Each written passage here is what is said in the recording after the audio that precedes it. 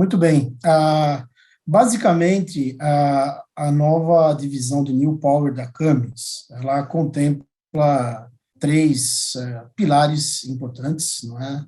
Nós temos o que a gente chama de primeiro pilar, que é toda a tecnologia relacionada à eletrificação em si, não é? Nós estamos falando aqui, basicamente, de sistemas de trem de força para veículos 100% elétrico, nesse caso seriam os veículos 100% a bateria, relacionados com o segmento de caminhões e com o segmento de equipamentos fora de estrada, onde a Cummins tem uma linha de produto completa, né, para poder prover esse powertrain para todos os segmentos em que nós temos presença hoje no diesel, né, que é um ponto muito importante.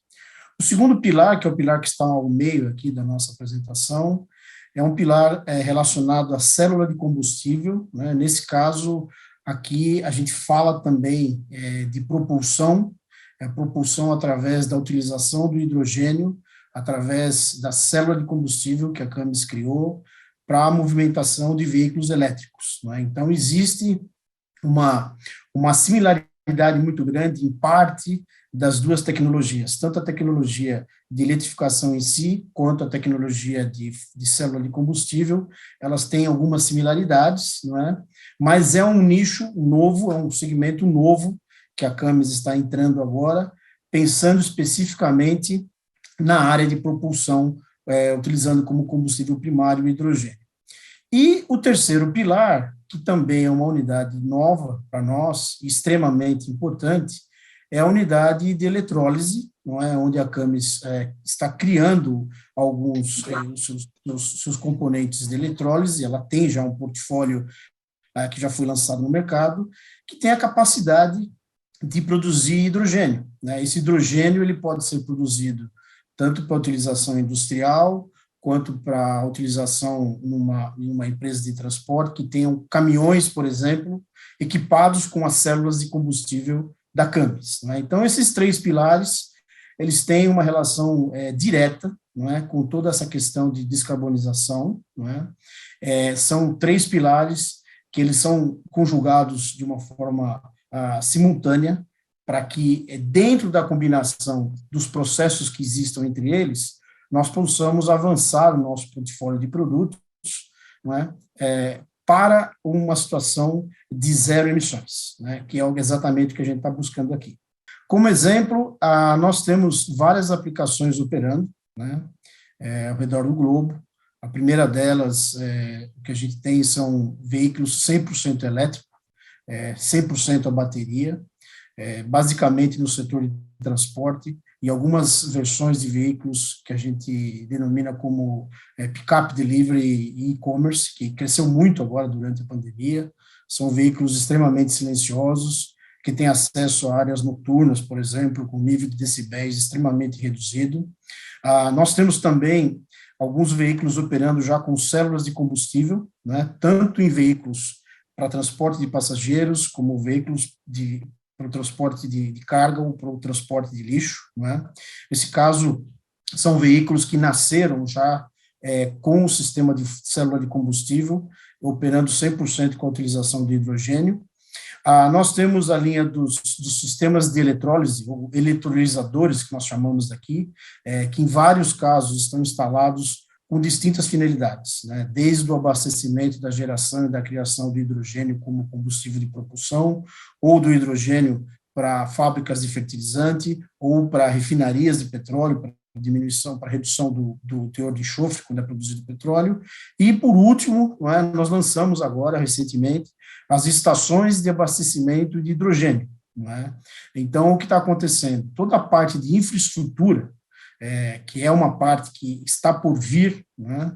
Nós estamos também tendo essa linha de produtos, né? Criando essa linha de produtos, para que, quando você tiver um mercado, um cliente que tenha necessidade de abastecer uma locomotiva, um caminhão, ou um veículo com transporte de passageiros, que utilize hidrogênio, nós também teremos a solução completa para essa questão de abastecimento.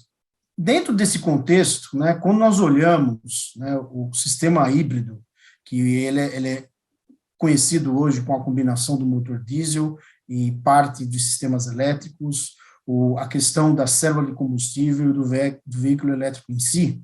O que a Cummins fez? A Cummins, basicamente, ela desenvolveu uma plataforma de produtos, não é, em que nós temos todos os elementos, né, que fazem parte desse sistema. Então, o que acontece? Nós temos nos veículos elétricos e nos veículos a fuel cell uma grande similaridade. Por quê? No primeiro momento, tanto o veículo elétrico quanto o veículo a célula de combustível, ele vai usar bateria, não é? Sendo que o veículo elétrico, ele tem a bateria, ele tem todas as questões dos controles, os motores de tração, e esse sistema de trem de força, ele é disponibilizado para montagem no veículo. Complementar a isso, quando nós mudamos para o veículo com célula de combustível, o que acontece? Ele tem também as baterias, ele tem os mesmos motores elétricos, por exemplo, só que ele passa a ter um tanque de hidrogênio, não é? E passa a ter um processo que transforma, né, a energia elétrica o hidrogênio em energia elétrica para você poder ter a geração da propulsão dos motores elétricos, não é? E por último, nós temos as unidades que eu comentei antes, que são as unidades de eletrólise, que podem, num determinado cliente, num determinado mercado, ter a função da produção do hidrogênio, né? E esse hidrogênio pode ser armazenado para que ele possa ser utilizado como combustível. Então, o que a Cummins fez? Ela criou um processo em que as distintas plataformas de novas tecnologias, elas estão interrelacionadas. Então, por exemplo, os motores elétricos, praticamente são todos os motores que nós teremos nos nossos catálogos, serão motores disponíveis para versões 100% a bateria e para versões também 100% a célula de combustível. Nós temos, na verdade, uma combinação de elementos e de peças que permitirão que nós possamos montar com muita flexibilidade distintos sistemas de trem de força em função de cada modalidade de aplicação, em função de cada PBT de veículo, em função de cada tamanho de veículo, cada tamanho de ônibus, por exemplo. Exemplificando o sistema que a gente chama de electric vehicle, de powertrain, né, do ponto de vista de produto, nós temos basicamente 3 órbitas, né? Nós temos uma órbita central, que nós chamamos de produtos essenciais, que é onde está o DNA da Cummins, né? Esses produtos essenciais, eles são compostos por motores elétricos, por unidades de controle, por baterias, e principalmente por um software, ou distintos softwares que foram criados pela Cummins, que fazem a integração e o funcionamento desse centro, né, que seria, como nós chamamos aqui, o coração primário dos sistemas elétricos que a Cummins tem. Não é? Isso traz uma vantagem muito grande, por quê? Porque hoje, em vez de você como fabricante de um veículo, por exemplo, você ter que recorrer a distintos fornecedores, né, ou de baterias, ou de motores elétricos, ou de inversores, você ter que criar um módulo de software que faça com que essas coisas conversem, né, isso custa muito dinheiro e se perde muito tempo. A Cummins já criou uma situação, né, uma solução dentro de casa, em que existe um portfólio de produto já integrado com o software que gerencia toda essa operação de integração. Né? O que acontece é que, à medida que nós vamos avançando no tempo, novos elementos são agregados nessa circunferência que está aqui bem ao centro. Além disso, né, existe uma oferta de produtos opcionais que fazem parte do nosso portfólio, mas que eles poderão ou não ser supridos pela Cummins. Não é? Qual é a diferença? Existem algumas montadoras que têm determinados elementos que foram desenvolvidos nas suas plataformas que já podem conversar com o software da Cummins. Contudo, existem algumas empresas que não têm esses elementos secundários. Nesse caso, a Cummins também tem uma segunda órbita de produtos que conversam e que estão integrados nos softwares da Cummins. Não é? Então, isso facilita muito, não é, para o fabricante do veículo definir um menu de produtos que venha atender a sua necessidade de definição de trem de força. E, além disso, obviamente, nós temos outros elementos que nós indicamos para os montadores, para os fabricantes de veículos, que são elementos recomendados, que visam a entregar e a gerar a melhor performance possível, por exemplo, do ponto de vista de consumo de energia. Né? O que a gente sempre pensa, quando a gente fala no veículo elétrico ou no veículo a fuel cell, qual é a maior quantidade de quilômetros possível que eu poderia fazer depois de uma recarga, né? Então, essa é uma questão que para nós é muito importante. Bom, dentro ainda dos sistemas que nós temos de powertrain, né, nós temos aqui alguns exemplos de células de combustíveis, que elas vão de um segmento desde um veículo leve até um veículo extra pesado, são células de combustível da Cummins.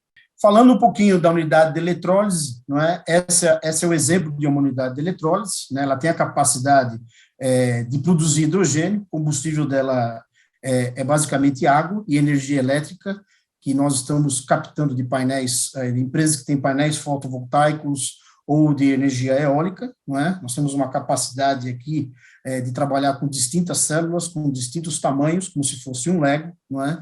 E com isso você consegue ter uma capilaridade, uma capacidade de expansão de produção de hidrogênio para consumo imediato, para produção de energia, ou para você poder fazer a estocagem disso em cilindros e usar depois como combustível. A nossa linha, hoje, ela está limitada até 5 megawatts, mas nós estamos desenvolvendo produtos até o final do próximo ano, que deve chegar capaz de 1 giga, né, de produção de hidrogênio. Então, você pode ter unidades combinadas, com tamanhos diferentes, você pode ter mega sites, né, que tem uma capacidade extrema de produção. Então, o conceito aqui é o seguinte, o conceito é entender qual é a necessidade, né, de uma empresa quanto à utilização do hidrogênio. O que nós temos é um catálogo onde as combinações são feitas com diferentes tamanhos de unidades de eletrólise para atender essa necessidade de consumo. Bom, aqui um exemplo, não é? Basicamente, a captação que nós estamos trabalhando, ela está relacionada à captação sempre de energia verde. Nós falamos de painéis solares ou painéis fotovoltaicos, não é? Que você tem o processo de eletrólise, você pode produzir o hidrogênio para a movimentação de carga, como combustível, o hidrogênio para a produção de fertilizantes, o hidrogênio, por exemplo, para você ter um processo de refino de petróleo um pouco mais limpo, não é? E outras finalidades, não é? Que se a gente for listar aqui hoje, são imensas, não é? E faz com que a gente acredite aqui que o hidrogênio é o combustível do futuro. Próximo, por favor. Falando um pouco de Brasil, não é? A gente tem aqui uma dimensão muito grande de tudo que está acontecendo no nosso país, não é? Nós sabemos hoje que a capacidade de painéis fotovoltaicos instaladas aqui até outubro desse ano no país já tem a capacidade de gerar, do ponto de vista de energia elétrica, o que a usina de Itaipu gera, né? E isso está crescendo cada vez mais. Nós estamos vendo mega investimentos, mega movimentação nesse setor, né? Próximo, por favor. E para nós, o ponto de vista da expansão desse processo dos equipamentos de eletrólise, né, o que nós vemos aqui são 4 exemplos, que a ideia é utilizar da infraestrutura já existente, por exemplo, de painéis solares numa empresa de transporte, para que nós possamos ter um equipamento de eletrólise gerando combustível, né, que é o hidrogênio, para que esse caminhão, com uma célula de combustível da Cummins, possa movimentar, sendo que a empresa vai produzir o seu próprio combustível, né? Nós temos outras situações, que é a combinação de utilização de painéis eólicos e fotovoltaico, não é? Na geração de energia, combinado com o sistema de eletrólise para a produção direta de energia elétrica para um grid, por exemplo, não é? E outras, como produção de fertilizantes, né? E outras, por exemplo, em situações que você tem painéis solares flutuantes, e você tem água em abundância, que você tem a capacidade, por exemplo, no momento que existir a falta de água, você entrar numa situação de crise hídrica, aquela água que você tem naquele lago, com a combinação do sol, permite que você possa gerar energia elétrica para as cidades, não é? Mesmo não tendo capacidade de gerar as turbinas hidrelétricas, né?